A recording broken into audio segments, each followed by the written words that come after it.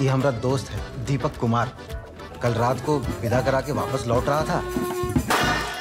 Bollywood cinema Laapataa ladies.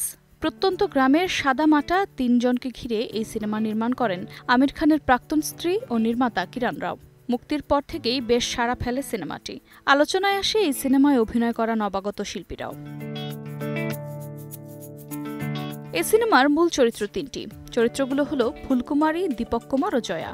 এই তিনটি চরিত্রে অভিনয় করেছেন নিতাংশী গোয়েল, স্পর্শ শ্রীবাস্তব ও প্রতিভা রাংটা।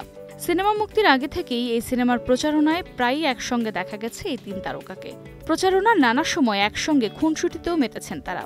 এরই মধ্যে গুঞ্জন উঠেছে স্পর্শ ও প্রতিভা জড়িয়েছেন প্রেমের সম্পর্কে। সম্প্রতি ইনস্টাগ্রামে প্রশ্নোত্তর পর্বে একসঙ্গে অংশ নেন স্পর্শ ও প্রতিভা। সেখানে এক ভক্ত জানতে চান, বাস্তব জীবনেও কি আপনারা প্রেম করছেন? সঙ্গে সঙ্গে পাল্টা প্রশ্ন ছুড়ে দিয়ে প্রতিভা বলেন, আমরা অবশ্যই না। এ সময় স্পর্শর কানে গোজা ছিল একটি ফুল। তাৎক্ষণিকভাবে তা প্রতিভাকে দিয়ে বলেন, একটি ছেলে ও একটি মেয়ে বন্ধুও হতে পারে। স্পর্শ শ্রীবাস্তবের কথার সঙ্গে সুর মিলিয়ে প্রতিভা বলেন, আমরা কেবলই বন্ধু। লাপাতা লেডিস সিনেমাটি প্রথমে মুক্তি পায় সিনেমা হলে 2023-এর 8 সেপ্টেম্বর। সিনেমা হলে সেভাবে সফল না হলেও পরবর্তীতে 1 মার্চ মুক্তি দেওয়া হয় ওটিটি প্ল্যাটফর্মে, আর সেখানে বাজিমাত করে এই সিনেমা।